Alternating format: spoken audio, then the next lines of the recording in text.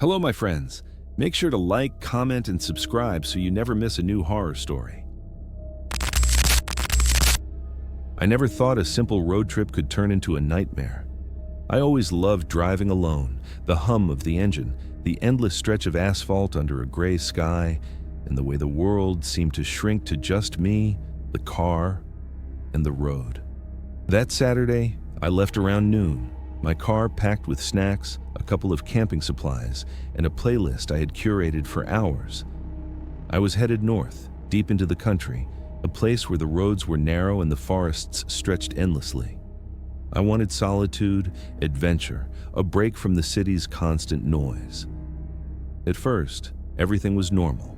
The highway was almost empty, the trees thick and vibrant on either side, sunlight flickering through the leaves. I was singing along to a song I hadn't heard in years when I saw the sign, Cedar Creek, 20 miles.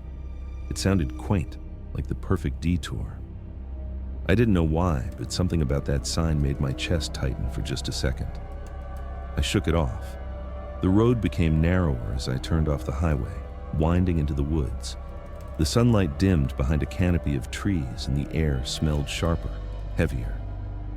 That's when I first noticed it. The sense that I wasn't entirely alone. I glanced in the rearview mirror, half expecting to see another car, but there was nothing. Just the winding road and the way the shadows seemed to stretch unnaturally, creeping over the pavement. I reached a fork in the road. There were no signs this time, left or right. My gut told me left. That decision would haunt me forever. The road was rougher here, cracks in the asphalt, branches brushing against the sides of my car. My radio, which had been playing normally, suddenly fizzled and went dead. The static was soft at first, then loud, buzzing like it had a pulse. I reached to turn it off, but it wouldn't respond. Then I saw the figure. It was at the edge of the trees, just standing there. I thought I imagined it at first. Maybe it was a trick of the shadows. But then it stepped onto the road. A man? Or was it a woman? I couldn't tell. His or its face was obscured by a hood, but the way it stood, just watching, froze me in place. I slammed the brakes, tires screeching, and then it vanished. I checked the rearview mirror frantically, but the road was empty. My heart was hammering. I wanted to turn around, drive back to the highway, get away from this place, but my sense of direction was failing me. Every turn I took seemed to lead me deeper into the woods. The trees closed in, their branches scratching the sides of the car, leaves falling like whispers. The sun began to set, and with the fading light, the road seemed to twist and warp. I passed signs that didn't make sense. Welcome to Cedar Creek, then Cedar Creek, 50 miles. 50 miles? I'd just passed the 20-mile sign. Panic clawed at me. I tried to call someone, anyone, but my phone had no signal. The shadows grew longer. That's when I noticed the footprints, not human. Large, deep, pressed into the soft dirt beside the road. They weren't from my car. They were fresh. And they were everywhere. I tried to convince myself it was an animal, maybe a bear or a large dog, but my gut screamed otherwise. I felt eyes on me, even when I was alone in the car. The road narrowed even more, dirt and gravel now instead of asphalt. I passed a small abandoned gas station, or what looked like one. The windows were broken, the pump rusted over, but there was a figure standing inside, barely visible. It didn't move, just stared. I didn't stop. I couldn't. Night fell, and the forest closed in completely. The car's headlights barely pierced the darkness. That's when the engine died. Just nothing. No hum, no click, no response when I turned the key. I was stranded, alone. Then I heard it. A knock on the roof of the car. Soft at first, then heavier, like someone was walking across it. I froze, clutching the steering wheel. It's just a branch, I whispered to myself. But the sound moved to the hood, then the windows. A scraping sound, slow, deliberate. I dared not move. The car door rattled. I couldn't breathe. My hands shook as I fumbled for my flashlight. I shone it through the windshield. Nothing. Darkness. But I could feel it. The air changed, heavy, cold, almost smelling of decay. Then I saw it in the beam of the flashlight, a figure, pale, faceless, standing just beyond the light, too tall, too thin, limbs bent in wrong angles. It raised a hand. I swear, it raised a hand and pointed at me. I didn't wait. I threw the door open and ran. Branches scratched my face, tore at my clothes, but I didn't stop. I could hear footsteps behind me, long, scraping, inhuman. Every time I glanced back, the figure was closer, moving with impossible speed, gliding more than running. I found a creek and dove in, water soaking through my clothes, but the footsteps didn't stop. Then I saw it. Dozens of them, figures emerging from the darkness, all pale and thin, faceless, moving silently, surrounding me. My scream echoed through the trees, swallowed immediately by the night. I woke up hours later, maybe dawn, lying on the side of the road. My car was gone. The road was empty. I was alone. My body was sore, my clothes torn, and the creek water had dried into mud on my skin. I ran. I ran until the trees thinned, and I saw another road, a real highway this time, cars passing, lights bright and comforting. I flagged one down, barely able to speak. They didn't believe me. The police didn't find a car, didn't find any tracks, nothing at all. Just a stretch of road that led nowhere, twisting in ways that didn't match the map. They thought I was hallucinating, sleep-deprived, exhausted. Maybe I was, but I know what I saw. I know what I felt. Weeks later, I found a news report about a missing vehicle in the North Woods, abandoned. No passengers, no explanation, just the car, empty, in perfect condition, as if nothing had ever happened. I never go back to that road. I don't take detours. I don't trust signs that seem too perfect, too quaint. And every time I drive at night, alone, I can't help but think about those figures, waiting, just beyond the light, watching. The road is never empty. Not really. And sometimes, when I close my eyes, I hear the scraping. Always scraping. I'd been planning this road trip for months. Just me, my car, and the open road. A week to clear my head, escape the city, escape people. The plan was simple. Drive north through the mountains, stop at a few small towns, camp under the stars, and see where the road took me. I had my playlist ready, snacks packed, and a journal tucked in the glove compartment. I never imagined that this trip would turn into the worst decision of my life. It started innocently enough. The morning sun bounced off the asphalt as I left the city limits, the hum of the engine like a lullaby. Traffic thinned, trees lined the roads, and I felt the first real breath of freedom I'd had in months. I turned onto a secondary highway that cut through the foothills, a road I'd never taken before because it promised shorter travel time and better scenery. The first hour was magical. I rolled down the windows, letting the cold wind hit my face. Birds flew overhead, the scent of pine drifting in. I felt calm, but that calm didn't last long. About 30 miles in, the GPS signal started flickering. The little blue dot that showed my location on the map jumped sporadically, sometimes vanishing entirely. I muttered to myself, frustrated, tapping the screen. I didn't panic yet. After all, I had a paper map tucked in the glove compartment. But a sense of unease started settling in, subtle at first, like a cold hand brushing against my spine. I passed a small diner, the kind that looked straight out of the 50s. A neon sign buzzed faintly. Open 24 hours. I debated stopping for coffee, but something about the place felt off. Empty parking lot, dark windows, the kind of place that's more shadow than structure. I shook my head and kept driving. As the afternoon wore on, the road narrowed. Trees grew closer, their branches clawing at the sky. Shadows stretched over the asphalt like fingers. I caught myself gripping the steering wheel tighter.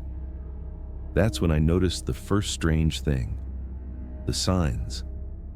Every mile marker, every town sign, every directional sign was wrong. Distances doubled, names changed, sometimes entirely disappeared.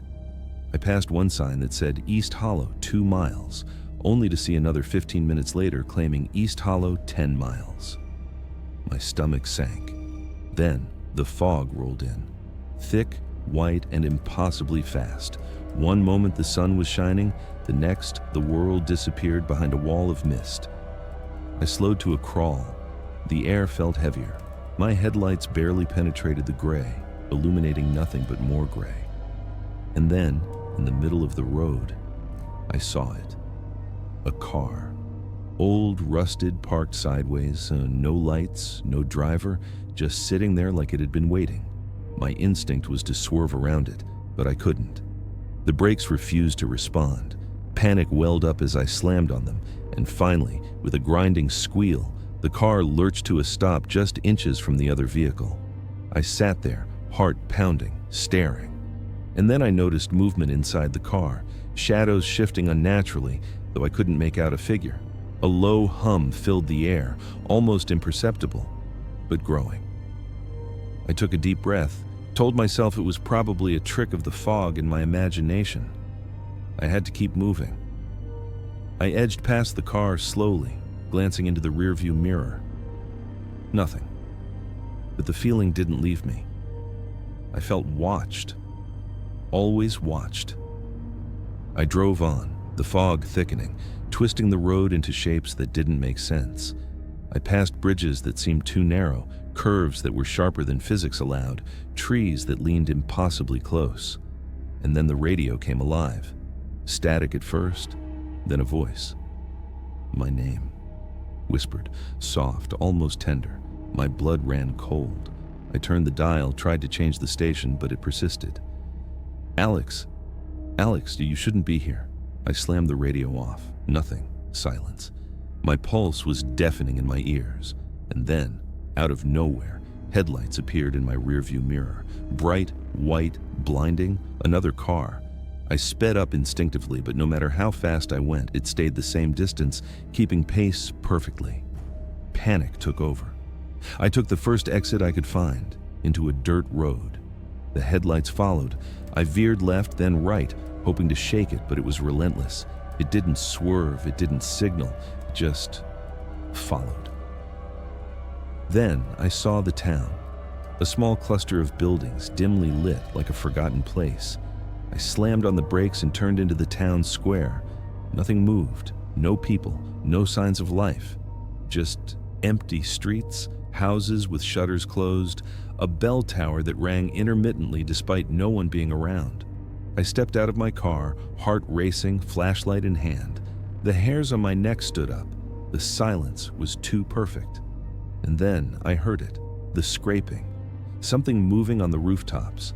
I swung the flashlight toward the sound. Shadows, elongated and grotesque, shifting along the shingles. Too tall to be human, too fast. I ran back to the car, fumbling with the keys.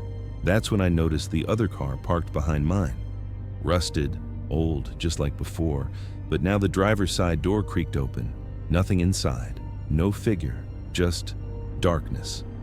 And then it moved, slowly sliding toward me without a sound. I yanked the door open, jumped in, and slammed it shut. I turned the key. Nothing. The engine refused. My heart sank. The headlights outside weren't moving. The scraping got louder, now accompanied by whispering.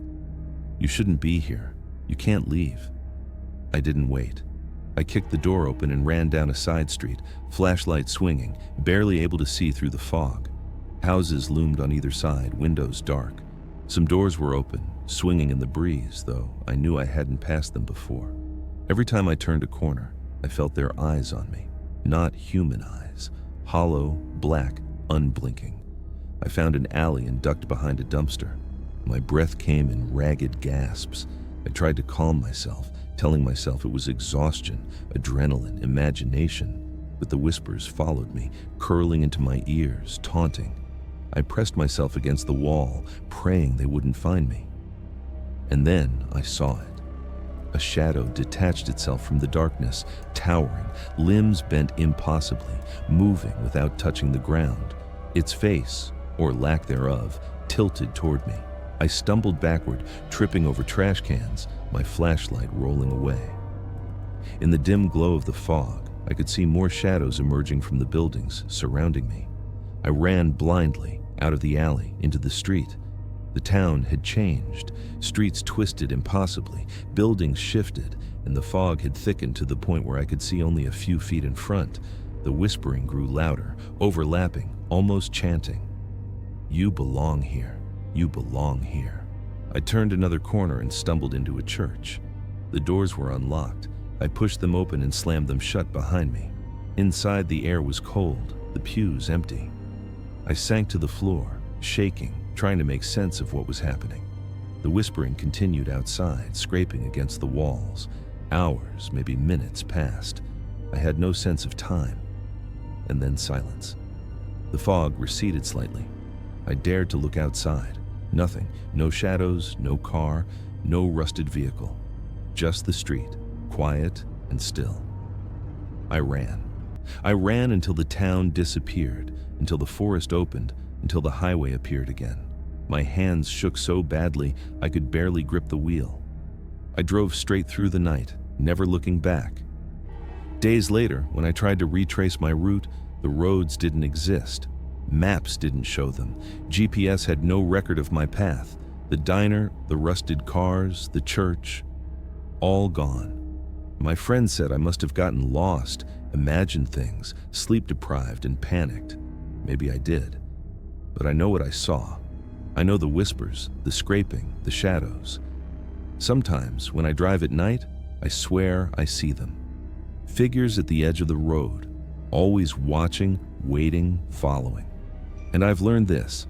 Some roads aren't meant to be traveled. Some towns aren't meant to be found. And if you ever see a sign that says, "Shortcut through the mountains," don't take it, don't follow it, because the road will take you somewhere you'll never leave. The long way home is sometimes the only way out. I always thought road trips were supposed to be fun. The freedom of the open road, a tank full of gas, a playlist to match every mood. That's what I thought when I left my apartment that Friday morning, driving east on Route 66 with nothing but a backpack, my car, and a vague plan to reach the next small town before nightfall. My friends thought I was crazy to do it alone. I thought they were just boring. At first, it was perfect. The sun bounced off the asphalt, the wind coming through the cracked windows, music blaring. I was in my element. I even stopped at one of those roadside diners for pancakes, chatting briefly with the waitress who had a strange habit of staring at the horizon like she expected someone, or something, to appear. I brushed it off. People act weird sometimes. By late afternoon, the perfect day started to unravel. The sky darkened unnaturally fast. Clouds rolled in thick and heavy, blotting out the sun like a shutter closing over the world. I tried to shrug it off, blaming it on typical mountain weather. But when I glanced in the rearview mirror, the sky behind me was still sunny. The sun I had left behind seemed to hover over the horizon, golden and calm. I blinked and shook my head. Strange lighting happens sometimes. The road became empty. I hadn't seen another car for miles. At first it was liberating, but soon it felt wrong. Too quiet.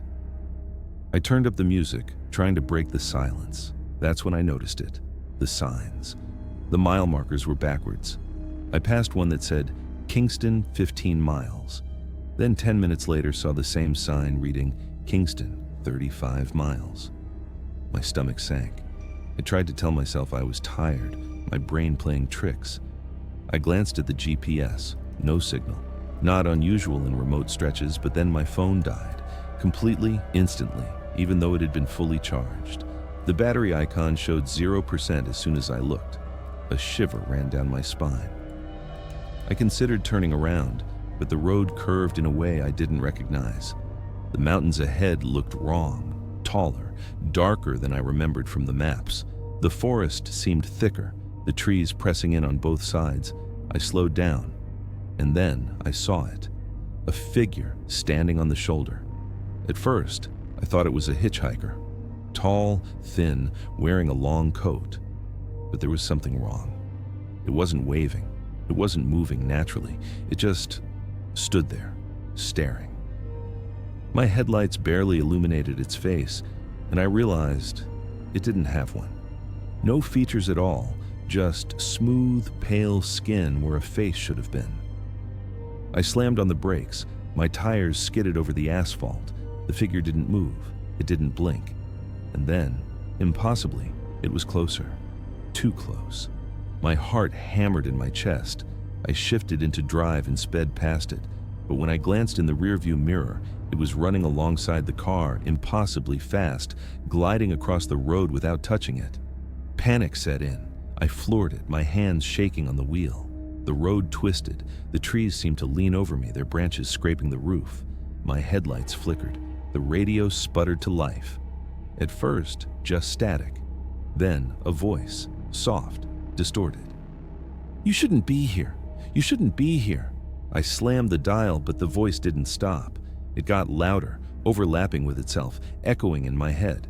I covered my ears, screaming, and then it cut out. Silence. I kept driving, desperate for a town, a gas station, anything. That's when I saw it. The first building I had passed all day, a gas station, old, abandoned, windows boarded up. But the pumps, they were dripping something dark. I slowed down. The air smelled like burnt rubber and something metallic like blood. I could see shadows moving inside, shifting unnaturally. I didn't stop. I couldn't. Night fell fast. The road disappeared into darkness. My headlights revealed nothing but trees and fog rolling in thick. And then I saw them. Cars, hundreds of them, old, rusted, parked haphazardly along the roadside.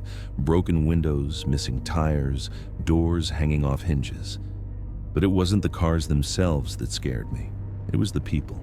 Figures, pale, twisted, some with limbs bent backward, crawling along the hoods, dangling from trees, faces stretched into silent screams. And they all looked at me. All of them. Empty black eyes, grinning mouths that moved in ways mouths shouldn't. I screamed and floored it.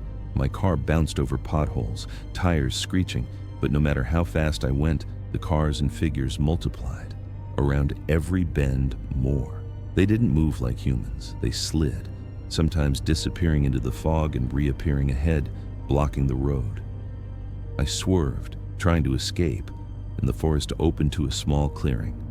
A gas station, or what used to be a gas station. The sign read, Route 66 Last Stop, neon flickering.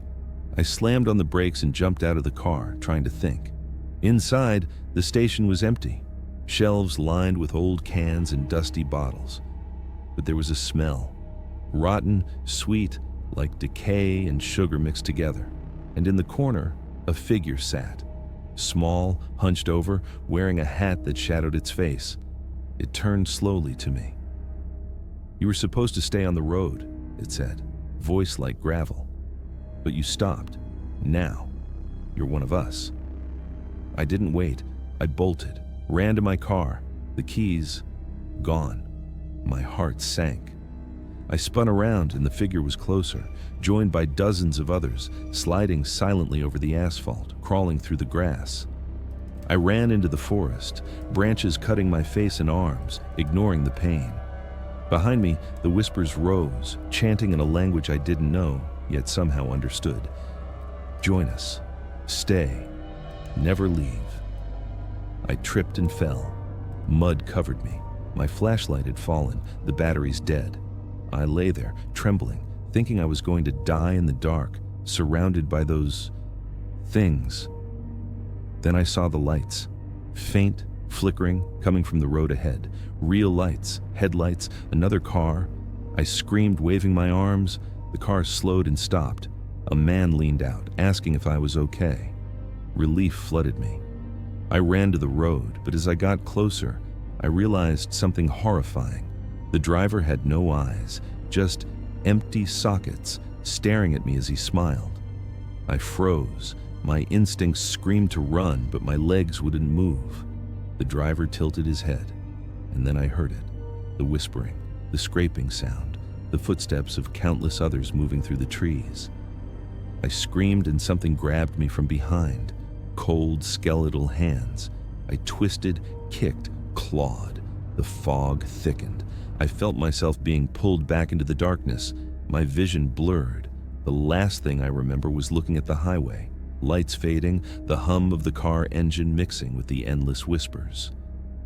I woke up on the side of a road miles from where I had been. My car was gone. My backpack, my phone, nothing. Just a stretch of empty highway, sunrise painting the sky in soft pinks and golds. I ran, no destination, just running.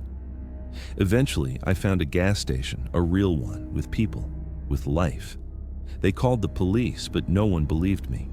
No one could explain why my car wasn't listed as stolen, why my GPS showed I had never left the city limits, why the highway I had driven didn't exist on the map. I've tried to tell people, friends, family, strangers. I even wrote it down in a journal. But the story sounds insane, unreal. Yet every night, I hear the whispers in my dreams. Every time I drive alone, I see figures at the edge of the road, shadows moving in the trees. And sometimes, if I get too close to a back road, I swear I can see that gas station in the distance, flickering neon, waiting for me. I don't drive alone anymore. I avoid highways at night, but I know it's only a matter of time before the road calls me back, because Route 66 never forgets, and neither do they. I should have known it was a mistake the moment I left the city. I'd been itching for a road trip for weeks, just me, my car, and the promise of open highways. No GPS, no itinerary, no responsibilities. I wanted freedom, the kind of freedom that only comes when the road stretches endlessly ahead, when the sky is wide and nothing but your own thoughts keep you company. The first few hours were bliss. The city receded, replaced by rolling hills and dense forests. I sang along to my playlist, windows down, letting the wind carry me forward. There were no other cars, which at first I loved. No one to rush me, no traffic, no honking. Just me and the road. Then the signs started to get strange. I passed one that read, "Welcome to Brookhaven, 12 miles. 10 minutes later, another said, "Brookhaven, 30 miles. My stomach sank. I checked my phone. No signal. Fine, I thought. It happens in the middle of nowhere. I glanced at my gas gauge. It was full. I'd be fine. I took a left turn onto a smaller road, a shortcut according to an old map I had found online. That's when things really started to feel off. The road narrowed immediately, asphalt giving way to gravel and dirt. Trees grew closer together, branches brushing against my car as if reaching for me. Shadows stretched unnaturally across the road. I told myself I was imagining it, that it was just the sunlight filtering through the leaves. But the unease lingered, crawling up my spine. Then I saw the first figure. At first, I thought it was a hitchhiker, standing perfectly still at the edge of the road. Tall, dark coat, face hidden under a hood. But as I slowed to glance at it, it didn't move. Not a step, not a blink. Just watched. My stomach twisted. I floored it. When I looked in the rearview mirror, it was gone. No one there. Only the road stretching behind me, lined with trees that seemed impossibly close. The road began to twist, curves sharp and tight, roads that seemed to loop back on themselves. I passed the same trees twice, maybe 3 times. I could feel panic creeping in. I tried calling for help, but my phone wouldn't turn on. Dead. Suddenly the car headlights flickered. I hit the dimmer, the high beams, everything. Nothing worked consistently. Then the sounds started. Soft at first. Scratches like something brushing against the sides of the car. Branches. Animals. I told myself it was nothing, but it didn't stop. The scratches became taps. A rhythmic knock against the roof. My knuckles went white on the steering wheel. I saw movement out of the corner of my eye.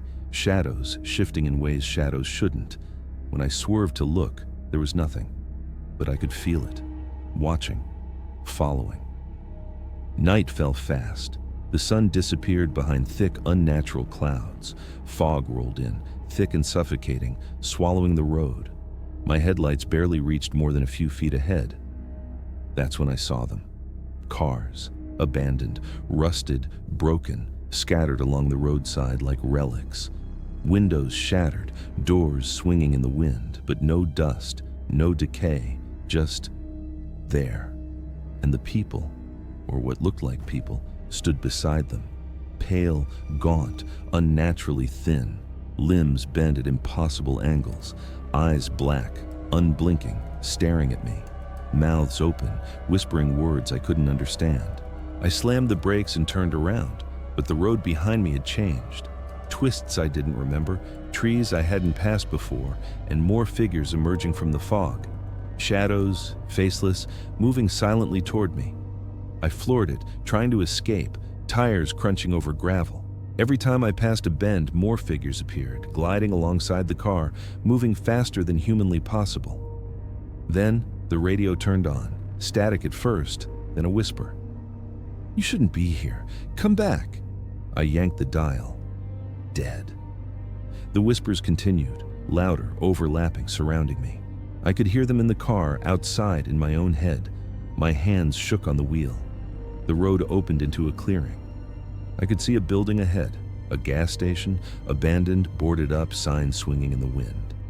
I pulled over, desperate, my heart hammered. I stepped out. The fog thickened. The air smelled like metal, like old blood. I looked around. No cars, no humans, just the faint shadows of trees and the distant echo of whispering. I thought I could breathe until I noticed movement in the fog. Figures emerging from the darkness, not walking, not running, sliding, gliding, closer, always closer. I ran back to the car, fumbling with the keys. My hands were slick with sweat. The engine turned over. I spun the wheel and hit the gas. The car lurched forward, but as I drove, I realized the road behind me had disappeared. Trees closed in, forming a tunnel of darkness. The whispering grew louder. Now I could understand it. My name, over and over. Alex, Alex, don't leave. Stay. I panicked. I swerved, tires squealing, trying to find an exit. Every turn led me back to the same clearing, the same gas station, figures surrounding me, closer, gliding toward the car. I slammed the brakes, spun the wheel, and tried to go backward, forward, anything. Then headlights appeared in the distance. Another car? I moved toward it, hoping for salvation. It stopped. The driver leaned out, a smile, no eyes, empty sockets staring at me. I screamed and floored it, tires squealing. The fog closed in. My headlights flickered and went out. Darkness swallowed me. I don't know how long I ran, hours, minutes. Time had no meaning. The whispers never stopped, scratching, tapping, whispering, calling my name. When I finally woke, I was lying on the side of a highway. Dawn breaking over the horizon. My car, gone. My phone, gone. No sign of the road I'd been on. Nothing but the empty highway, stretching endlessly, normal and quiet. I stumbled to the nearest gas station. Real people, real lights. They called the police. They didn't believe me. No record of my car, no sign of the road I had driven. Maps didn't match my memory. But I remember. I remember the whispering, the figures, the endless turns, the gas station in the fog. I hear it sometimes when I'm alone, a faint scratching at the edges of the road, a whisper of my name in the wind. I don't drive alone anymore. I avoid highways, back roads, shortcuts. I avoid travel altogether if I can. But every night, I dream of that road, that endless turn. And I know one day it will call me back, because some roads never let you leave. I had been looking forward to this road trip for months. Just me, my car, and the open road. A week away from the city, away from deadlines, noise, people, away from everything. I had mapped out the route, picked scenic highways through the mountains, and packed my favorite snacks, playlists, and my journal. I was ready. The first few hours were everything I imagined. The air smelled like pine and asphalt, the road stretched ahead like a ribbon of freedom, and the sun reflected off the windshield, painting the world in warm gold. I rolled down the windows, letting the wind rush past my face, humming along to the music. I didn't notice the first sign.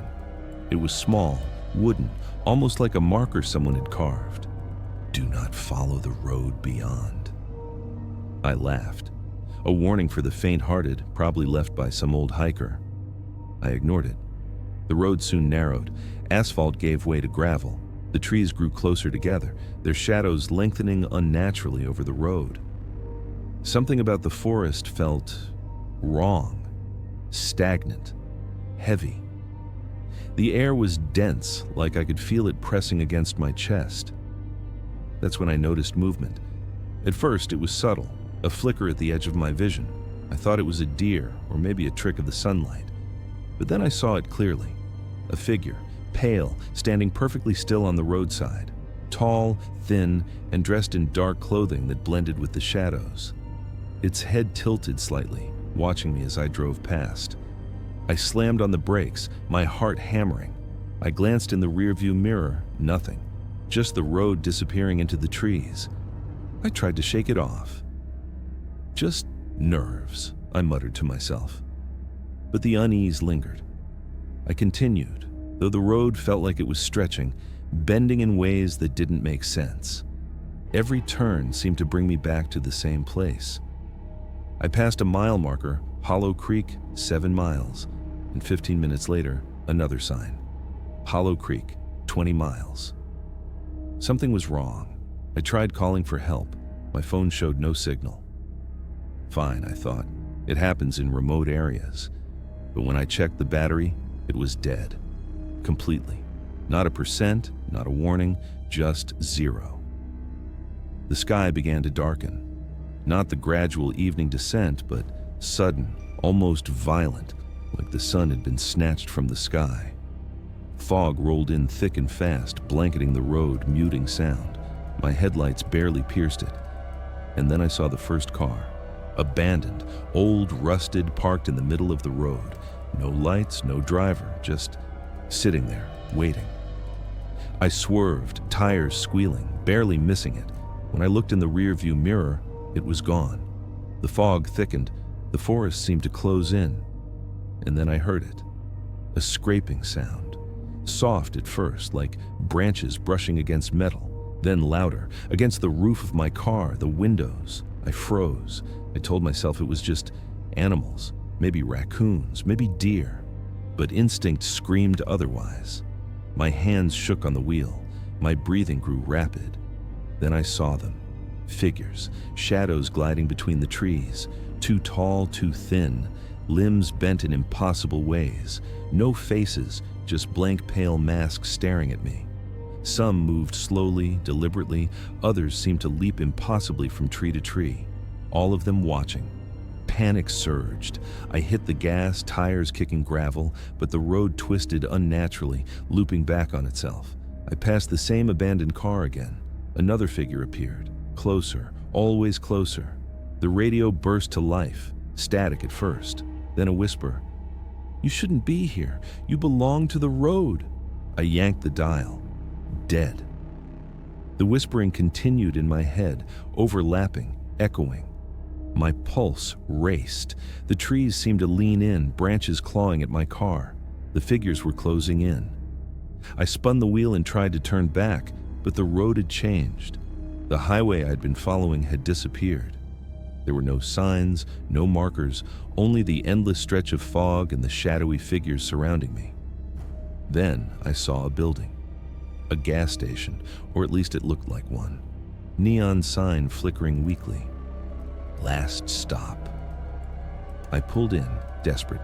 The pumps were rusted, empty, windows boarded. The smell of decay filled the air, like old blood mixed with rotting leaves. Inside, the store was empty.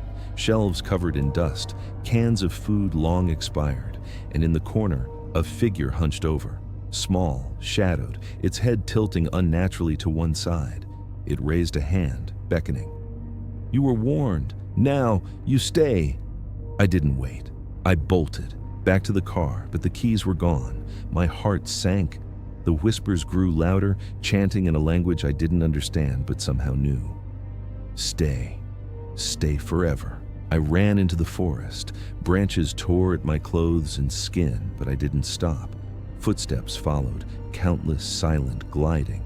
My lungs burned, my legs ached, but fear propelled me forward. Hours passed, maybe minutes. Time had no meaning. The fog never lifted. The whispering never stopped. I tripped and fell into a creek, mud and water soaking me. My flashlight rolled into the water, batteries dead. Darkness swallowed me. When I woke, I was lying on the side of a paved road. Sunrise painted the sky in soft gold. My car was gone. My backpack, my phone, nothing. Only the empty highway stretching endlessly ahead, normal and quiet. I ran to the nearest town, to civilization. People, lights, noise. They called the police, but no one believed me. No records of the road I had been on. Maps didn't show it. My journey had vanished, leaving no trace. Weeks later, I drove past the outskirts of the city. I saw a sign in the distance, half buried in fog. Do not follow the road beyond. My stomach sank. The forest beyond that sign looked dark, dense, alive. I never drive alone now.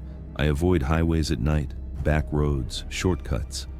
But sometimes when I close my eyes, I hear the whispering. Scraping, faint footsteps, shadowy figures at the edge of vision. And I know one day, if I'm careless, that road will call me back. Because some roads never forget. Some highways never let you go. And I know the forest is patient, waiting. I hope you enjoyed the story. Don't forget to like, comment, and subscribe for more terrifying tales.